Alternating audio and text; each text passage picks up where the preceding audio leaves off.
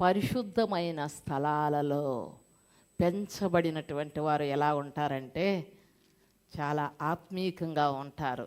చాలామంది మనుషులు మనం చూస్తూ ఉంటాం, ఒక్కొక్కళ్ళు ఒక్కొక్క విధానంలో పెంచబడతా ఉంటారు.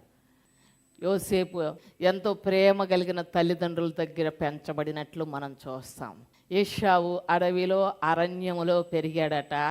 యాకోబు సాధువై గుడారములో నివసించాడట.